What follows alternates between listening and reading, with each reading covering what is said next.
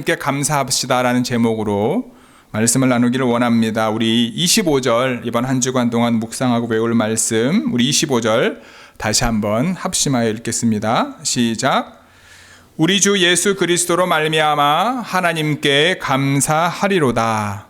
그런즉 내 자신이 마음으로는 하나님의 법을, 육신으로는 죄의 법을 섬기노라. Thanks be to God through Jesus Christ our Lord. So then I myself in my mind am a slave to God's law, but in the sinful nature a slave to the law of sin. 아멘. 옛날 우리가 지금 살고 있는 미국의 원주민은 인디언이었습니다. 그들은 자연을 사랑하고 지혜롭고 현명했다고 합니다. 인디언 부족들 중에서 매우 지혜로웠던 부족이요, 체로키 부족이었습니다. 이 체로키 부족에서 저는 내려오는 이야기입니다. 아마 아시는 분들도 계실 텐데, 나이든 체로키 전사가 어린 손자를 무릎에 앉히고 손자에게 사람의 마음속에 사는 두 늑대의 이야기를 들려주고 있었습니다. 우리 마음속에는 두 마리의 늑대가 살고 있단다. 이 두 마리의 늑대는 우리 마음속에서 항상 싸우고 있단다. 그 싸움은 아주 끔찍하단다. 한 마리는 착한 늑대이고 한 마리는 나쁜 늑대이지. 나이든 체로키 전사는 손자의 가슴에 손을 얹고 이렇게 말합니다. 너의 마음속에서도 이 싸움은 일어나고 있단다. 그리고 모든 사람들의 마음속에서도 일어나고 있단다. 어린 손자는 잠시 생각에 잠깁니다. 그리고 할아버지에게 묻습니다. 어떤 늑대가 이기나요? 나이든 체로키 전사는 대답합니다. 내가 먹이를 주는 늑대가 이긴단다. 우리들 마음속에서도 이와 같은 싸움이 일어나고 있는 것 같습니다. 내가 원하는 삶을 살 것인가, 아니면 하나님께서 원하시는 삶을 살 것인가? 이 이야기는 우리 오늘 본문 말씀으로 우리를 안내합니다. 바울은 24절을 통해 이렇게 고백하지요. 우리 24절 읽어볼까요? 시작. 오호라 나는 곤고한 사람이로다. 이 사망의 몸에서 누가 나를 건져내랴. What a wretched man I am. Who will rescue me from this body of death? 사도 바울은요, 하나님께서 원하시는 삶을 살고 싶지만 항상 그러한 삶을 살지 못하는 자신을 가리켜 곤고한 사람이라고 표현합니다. 어찌 보면 이 고백은요, 우리의 고백일 수 있습니다. 하나님의 은혜로 우리가 구원을 받았습니다. 분명 우리의 노력과 열심 때문에 우리가 구원을 받은 것이 아님을 우리는 잘 알고 있습니다. 그렇다면 구원받은 그리스도인으로 우리의 삶은 죄 가운데 있는 것이 아니라 늘 하나님의 은혜 가운데 하나님께서 원하시는 삶을 살아야 합니다. 하지만 우리 여러분들의 삶은 어떤가요? 하나님께서 보시기에 칭찬할 만한 삶을 항상 살고 계신지요?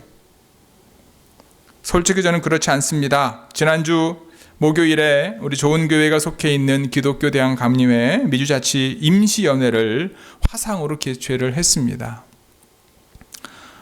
캐나다 2개의 지방, 멕시코 1개의 지방, 그리고 미국의 이제 한 6개의 지방의 목사님들이 이제 각 지역에 몇몇 분들 이렇게 모여서 채널을 한 45개 채널을 해서 회의를 진행을 했습니다.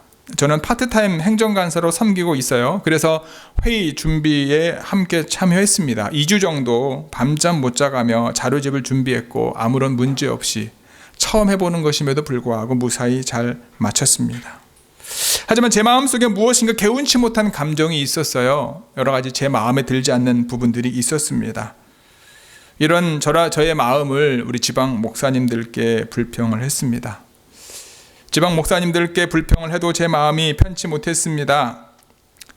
그러던 중에 금요 저녁에 가정 예배를 드리는 중에 야고보서 말씀을 나누었는데 그때 하나님께서 제 마음의 상태에 대해서 책망하시는 것을 느끼게 됩니다. 토요일 새벽에 교회에서 기도하는 중에 하나님께 저의 연약함을 고백하게 됩니다. 이것이 제 모습이죠. 저는 정말 하나님께 칭찬받는 삶을 살고 싶고 하나님을 기쁘시게 하는 삶을 살고 싶습니다. 지금 우리가 겪고 있는 이 상황 속에서도요, 하나님께서 원하시는 것이 무엇일까 묻고 또 묻고 내가 할 수 있는 게 무엇일까라고 늘 스스로에게 질문을 던지며 살고 있습니다. 정말 하나님께서 원하시는 삶을 살고 싶은 것이 제 마음이거든요.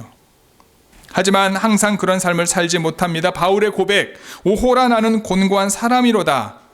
이것이 저의 고백일 때가 너무 많습니다. 여러분들은 어떠신가요? 여러분의 몸과 마음이 늘 하나님을 기쁘시게 할 수 있기를 주님의 이름으로 간절히 축복합니다. 이스라엘 사람들은 어렸을 때부터 모세의 오경을 비롯한 율법을 배웁니다. 율법의 조문대로 사는 것이 하나님께 대한 신앙이 좋은 곳으로 여겨졌습니다. 그래서 바리새인들도 자신들이 율법 조문을 잘 지키는 것에 대해서 드러내는 것을 무지무지 좋아했고 그것에 대해서 박수를 받아 마땅했다라고 생각했습니다. 로마에 있는 그리스도인들 중에도 유대인들이 많았습니다. 유대인들뿐만 아니라 대부분의 법들은요, 살아있는 사람들에게 적용됩니다. 공소권은 법원에 공소를 제기할 수 있는 검사의 권리를 말하는데 검사가 형사사건에 대해 공소를 제기하고 이를 수행하는 권한을 말합니다. 재판권의 주체는 법원에 있고요, 방어권의 주체는 피고인입니다. 그래서 공소권의 주체는 검사죠. 그런데 여러분, 이 공소권도 당사자가 죽게 되면 공소권 없음으로 재판이 그냥 종결됩니다. 바울은 이와 같은 사실을 설명하면서 당시 남편 있는 여인이 그 남편 생전에는 법으로 그에게 매인바 되었지만 만일 그 남편이 죽으면 남편의 법에서 벗어나게 됨을 설명합니다. 이것이 이제 우리가 읽었던 로마서 7장 앞부분의 내용이거든요. 바울은 자신을 포함한 로마서의 수신자들이 죽은 남편과 같은 율법에 더 이상 매여 있지 않다고 말하는 거예요. 바울과 그들은 그리스도의 몸으로 말미암아 율법에 대하여 죽었기 때문이다 라고 얘기합니다. 지금의 그들은 예전과는 같은 사람이 아닙니다. 더 이상 율법이 그들을 붙잡을 수 없습니다. 이제 그들은 율법 아래에 있는 사람들이 아니라 영의 새로운 것으로 다시 태어난 사람들이다 라고 바울은 얘기하고 있는 겁니다. 하지만 율법에 문제가 있는 것이 아닙니다. 율법이 죄는 아닙니다. 율법이 없으면 우리가 무엇이 죄인지 알 수 없어요. 문제는 죄가 교묘하게 기회를 타가지고 율법과 계명으로 말미암아 우리 속에 온갖 욕심을 집어넣는 거죠. 율법이 없으면 무엇이 죄인지 우리가 명확하게 알 수 없어요. 율법이 없으면 내가 죄를 짓고 있는지 그렇지 않은지 알 수 없습니다. 우리는 잘 압니다. 지난주에 말씀을 나누었던 것처럼 죄의 삭은 사망인 것을 분명히 압니다. 하지만 율법이 없으면 무엇이 죄인지 우리가 알 수 없는 거죠. 그래서 율법을 깨닫지 못했을 때에는요, 우리가 살아있는 것처럼 생각할 수 있습니다. 우리를 정죄할 기준이 없기 때문입니다. 오히려 우리가 율법을 깨닫게 되었을 때 율법이 드러낸 우리의 죄 때문에 우리가 죽게 됩니다. 하나님께서 우리에게 율법과 계명을 주신 것은 우리로 하여금 거룩한 열매인 영생애로 이끌기 위해서였는데 오히려 하나님의 계명 때문에 우리에게 사망이 이르게 되었다라는 겁니다. 다시 한번 말씀드리지만 율법이 죄는 아닙니다. 오히려 율법이 없으면 우리가 죄를 깨달을 수 없습니다. 문제는 죄가 교묘하게 그걸 사용하고 우리를 속이는 거죠. 율법은요, 거룩하고 계명도 거룩하고 의로우며 선한 것이다. 바울은 그렇게 말합니다. 바울은요, 율법 자체에 대해서는 신령하다고 이야기합니다. 율법은 하나님이 주신 신령한 법이다라고 12절을 통해 말합니다. 바울은 율법을 통해 무엇이 죄인지를 깨우쳤다고 고백합니다. 그럼에도 불구하고 바울 사도는 율법주의를 완전히 끊어내고자 했습니다. 왜냐하면 율법이 우리에게 죄가 무엇인지 가르쳐 줄 수는 있지만 우리를 구원으로 구원할 수 있게 만들 수는 없기 때문에, 우리를 구원하는 것은 예수 그리스도의 십자가 사랑뿐임을 기억하시기 바랍니다. 바울은 그걸 알고 있었던 거죠. 그렇기 때문에 구원받은 사람의 속사람은 하나님의 법인 율법을 즐거워해야 합니다. 다만 그의 육신에는 죄성과 연약성이 남아있는 것이 문제인 거죠. 구원받은 자에게도 이 남은 죄성으로 말미암아 내면적 싸움이 항상 있게 되는 거죠. 그래서 15절은 말합니다. 우리 15절 읽어볼까요? 15절입니다. 시작. 내가 행하는 것을 내가 알지 못하노니 곧 내가 원하는 것은 행하지 아니하고 도리어 미워하는 것을 행함이라. I do not understand what I do, for what I want to do I do not do, but what I hate I do. 되게 말이 되게 어려워요. 근데 분명한 건 뭐냐면 내 삶 가운데 내가 하고 싶은 거를 하면 좋은데, 여러분 그거 있잖아요. 내가 내 삶을 다 이제 매니지할 수 있으면 얼마나 좋습니까? 그러면 다들 성공할 거 아니에요. 그게 안 되는 그 마음의 의미를 도저히 나를 이해할 수 없다라고 하는 걸 표현한 거예요. 중생한 사람 안에서는 하나님의 영이 주의 율법의 기쁨으로 순종하려고 하는 만큼, 하나님의 은혜를 경험하면은요 말씀대로 살아야지라고 하는 그 마음의 선한 그 마음만큼 우리의 육신은 그 율법을 반대하고 있다는 거예요. 그리스도인의 의지는 하나님의 영에 의하여 선을 행하도록 되어 있지만 그에 반하여 완강하게 반항하며 저항하는 본성의 부패성이 그 안에 두드러지게 된다는 거예요. 바울 사도에 의해 언급된 이 갈등은요 하나님의 영으로 말미암아 영혼이 다시 태어난 후에야 비로소 사람 속에서 존재하게 됩니다. 이게 무슨 말이냐면 우리가 거듭나지 않으면요 이게 중요하지 않아요. 하나님의 영이 우리 안에 있는 것도 모르고요. 굳이 그 하나님의 영에 의해 살 필요가 없는 겁니다. 내 뜻대로 살면 되는 거지요. 근데 우리가 거듭나서 하나님의 은혜 가운데 나아가서 하나님의 영이 내 안에 있는 걸 알게 되는 순간부터 내 안에 뭐가 되는 게 부대끼기 시작하는 거예요. 왜? 하나님 모를 때는 내 뜻대로 살면 되는데 하나님을 알고 난 다음부터, 하나님의 뜻을 알고 난 다음부터는요 자꾸 이게 걸리는 거죠. 부딪히는 거죠. 경건치 않은 사람들은요 경건치 않은 사람들과 그리스도인들 사이에는 차이점이 있습니다. 경건하지 못한 사람들은 그들 자신의 양심적인 판단에 따라 가지고요 자기들이 죄악을 깨닫게 될 때 그들은 옳고 그릇된 것을 구분하는 분별력, 그들 나름대로의 분별력을 가지고 살아갑니다. 하지만 경건한 그리스도인, 중생한 그리스도인 가운데는요 하나님의 역사가 시작되는 거죠. 그러나 그들은 그들 가운데 육신의 모습이 남아 있어요. 예수님 믿었다고, 내가 하나님의 은혜를 경험했다고, 성령이 내 안에 오셨다고, 내 삶이 완전히 바뀌고 정말로 육신의 모든 모습이 다 사라졌으면 좋겠는데 그들 가운데 육신의 모습이 남아 있는 거죠. 따라서 그들은 이와 같은 상태에서 그들 자신의 본성을 대적하며 싸우며, 또한 그들 자신의 본성이 자신들을 대적하고 싸우고 있음을 느끼는 거죠.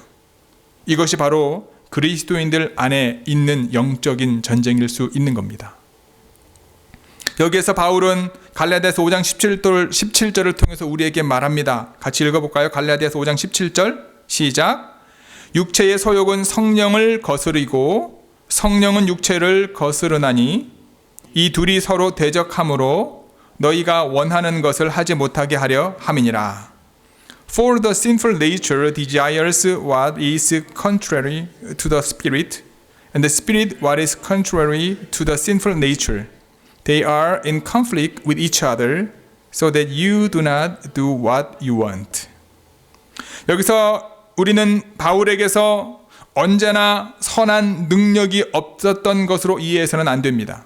그는 결단하여 마음의 각오가 되어 있었으면서도 그가 원했던 것을 행하지 못하는, 즉 민첩하게 선을 추구하지 못하는 자신의 무능력에 대해서 다만 불평하고 있는 겁니다. 열심히 살고 싶지만 그는 또한 그가 실패하고 싶지 않은 경우에 실패한 것은 그의 육신이 연약함으로 말미암아 넘어졌기 때문이라고 자신에 대해서 불평하고 있는 겁니다. 이것 또한 악한 행위를 육체의 탓으로 돌림으로 해서 자신들이 악한 행위들을 포장할 수 있는 정당한 방어책을 갖고 있다고 생각하는 사람들, 내 육신이 약해서 그래, 습관적으로 말할 때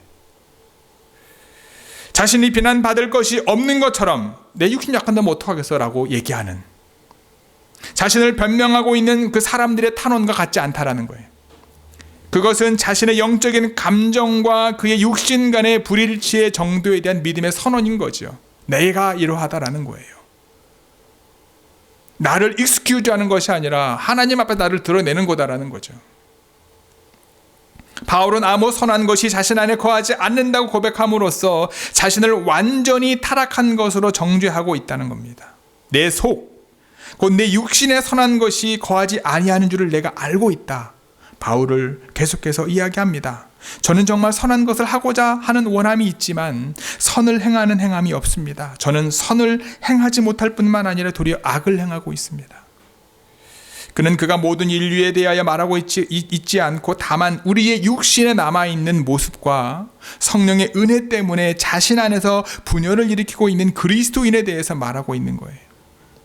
우리가 겪고 있는, 하나님을 열심히 믿고 하나님이 원하시는 믿음의 길을 걸어가려고 애를 쓰면 애를 쓸수록 왜 내 마음은 더 불편할 때가 있고 그와 반대되는 것들이 내 마음에 가득 차게 되는지, 우리가 생각하는 그 갈등에 대해서 사도 바울은 표현하고 있는 겁니다.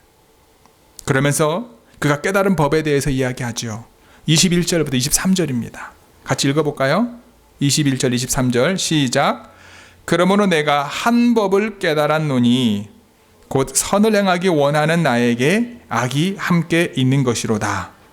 내 속사람으로는 하나님의 법을 즐거워하되 내 지체 속에서 한 다른 법이 내 마음의 법과 싸워 내 지체 속에 있는 죄의 법으로 나를 사로잡는 것을 보는도다.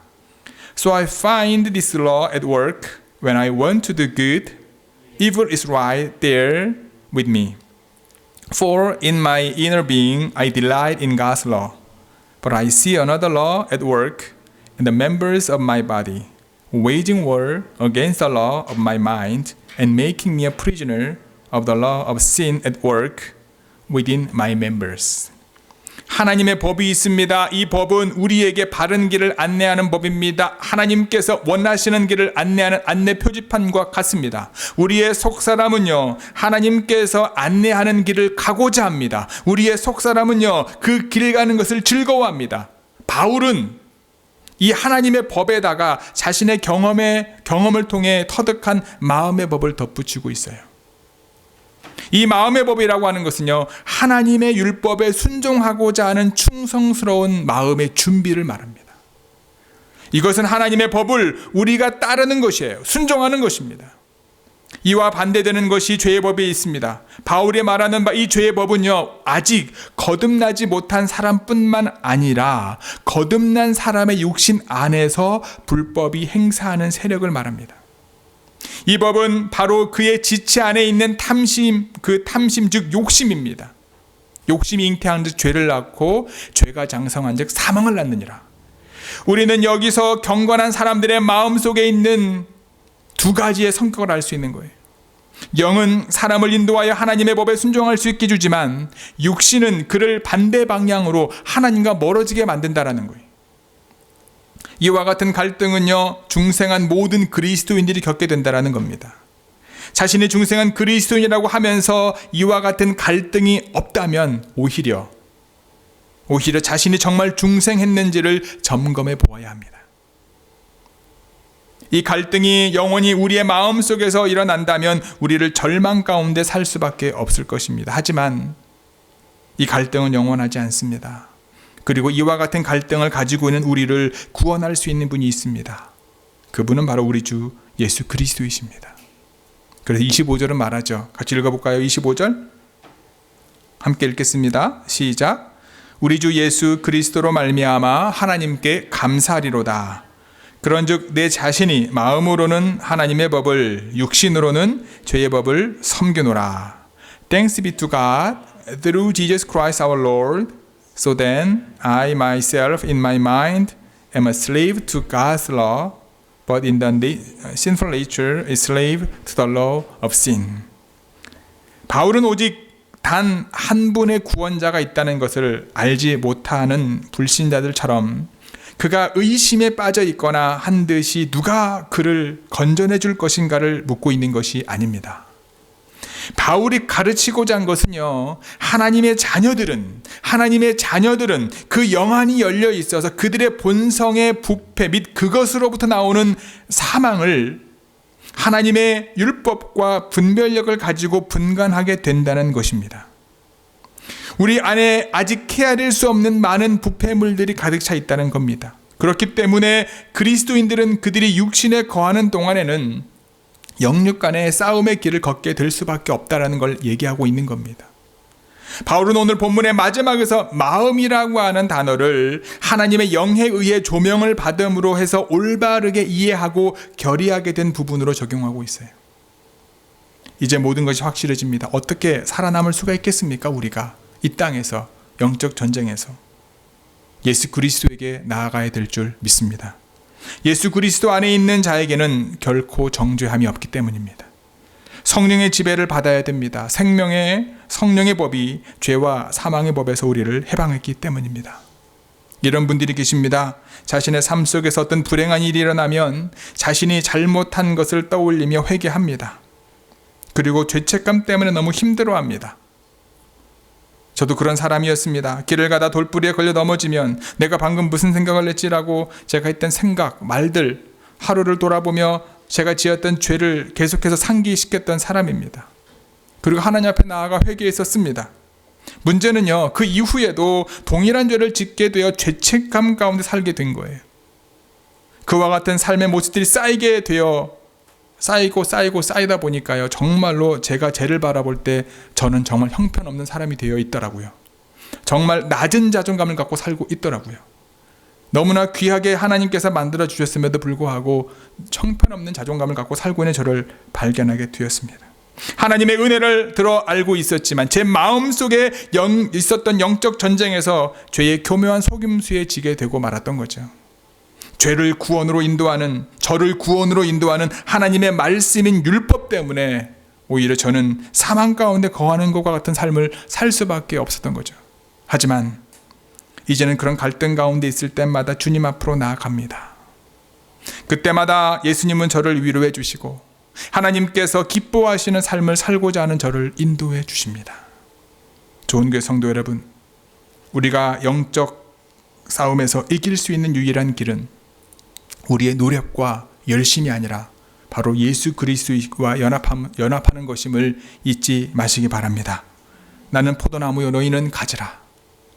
그가 내 안에 내가 그 안에 거하면 사람이 열매를 많이 맺나니 나를 떠나서는 너희가 뭐 할 수 있다고요? 아무것도 할 수 없느니라. 우리는 스스로 죄의 유혹을 이길 수 없습니다. 우리 육신으로 나의 의지로 죄와 싸워 이길 수 없습니다. 오로지 우리가 사망 권세를 멸하시고 부활하신 그리스도, 죄를 이기시고 죄악의 세력을 도말하신 승리자 그리스도와 연합할 때에만 이길 수 있음을 기억하시기 바랍니다. 우리가 예수 그리스도와 연합할 때 죄와의 싸움에서 넉넉히 이기게 됨을 믿습니다. 사도 바울처럼 죄로 인한 슬픔과 탄식에서 벗어나 그리스도와의 연합 가운데 승리를 확신하며 우리 앞에 놓인 믿음의 선한 싸움을 끝까지 잘 싸워 이김으로 모든 감사와 영광을 오늘도 그리고 이번 한 주간도 매 순간 하나님께 올려드리시는 저와 여러분 모두가 되기를 주님의 이름으로 간절히 축복하고 기도합니다. 아멘. 우리 기도할까요? 우리 오늘 말씀을 우리 기억하시면서 여러분 각자 하나님 앞에 고백의 기도를 드리기를 원합니다. 주님, 오늘도 내 입술을 통해 주님 앞에 감사함으로 나와왔는지 아니면 불평과 또는 불안과 또는 두려움 가지고 나와왔는지 하나님 이 시간 예배 가운데 만약에 불평과 두려움과 불안 가운데 나와왔다면 다시 한번 예수 그리스도의 은혜로 모든 두려움이 불안이 사라져 주님을 찬양하는 믿음의 고백이 되게 하옵소서. 이번 한 주간도 많은 일들이 우리 앞에 놓여질 텐데 그 모든 일 속에서 주님, 영적 승리하신 주님을 붙잡고 나아감으로 하나님 앞에 감사하는 매일 매 순간이 되게 하여 주옵소서. 우리 기도함으로 나아가기를 원합니다. 함께 기도하시겠습니다. 아버지 감사합니다. 오늘도 귀한 말씀을 통하여 우리 안에 하나님이 주시기를 원하시는 거룩함을 깨닫게 하시길 감사합니다. 주여, 우리 각자가 다시 한번 우리의 삶을 돌아봅니다. 주님 앞에 나올 때 우리의 마음이 어땠는지, 불안했는지, 불편했는지, 하나님 두려웠는지, 하나님 오늘 예배 가운데 들려주신 말씀처럼 맞습니다. 우린 두려울 수밖에 없고 하나님, 우리는 불안할 수밖에 없는 존재이지만 그 정말 성령의 내 안에 오심으로 내가 아버지 하나님 이제 중생 그리스도인이 되었을 때 그럴 수밖에 없다는 사실을 그 과정 속에서 예수 그리스도로 말미암아 얻게 되는 승리를 경험하는 저희들 모두 되어줄 수 있도록 하나님 역사해 주시고 인도하여 주옵소서. 사도 바울의 고백, 보라 나는 공고한 사람이로다. 누가 나를 이곳에 건져낼 것인가? 주 예수 그리스도 그분만이 우리를 건져내실 분이심을 믿고 올 한 해도 이번 한 주간 승리하는 저희들 모두 되어줄 수 하나님 역사 인도해 주시옵소서. 아버지 하나님, 사도 바울이 고백했던 오호라 나는 곤고한 사람이다. 누가 나를 건져낼 것인가? 하나님을 믿고 그리스도인으로 살아가는 저희들, 이 땅에 살아가며 지금 우리에게 주어진 상황 속에 때로는 두려움으로, 때로는 근심 걱정으로, 때로는 불안함으로, 때로는 절망과 좌절로 주님 앞에 나오지 못할 때가 많습니다. 사도 바울의 고백이 우리의 고백이 될 때가 많습니다. 내 사도 바울이 깨달았던 법, 예수 그리스도로 말미암는 승리의 그 법을 오늘 우리가 알게 하시니 감사합니다. 비록 이 시간 주님 혹시 두려움과 불안과 공포와 절망과 좌절을 가지고 주님 앞에 나왔습니까? 주여, 이 시간 주님의 은혜가 우리 가운데 충만케 하셔서 우리 안에 있는 모든 갈등을 예수 그리스도의 이름으로 이기게 하여 주시고, 내 노력과 내 의지가 아니라 주 예수 그리스도의 복음의 능력으로 우리가 승리할 수 있음을 다시 한번 깨닫고 그 모든 승리에 감사함으로 나아가는 주님 앞에 나온 저희 모두가 되게 하여 주옵소서. 이번 한 주간도 그런 승리의 삶을 살기를 원합니다. 감사의 삶을 살기를 원합니다. 상황과 여건에 우리의 마음에 빼앗기지 않게 도와주시고 그 모든 상황 가운데 나를 지키시고 인도하시는 그 주님 앞에 나아가는 저희 모두 되게 하여 주옵소서. 이 모든 말씀 우리 주 예수 그리스도의 이름으로 기도드렸사옵나이다. 아멘.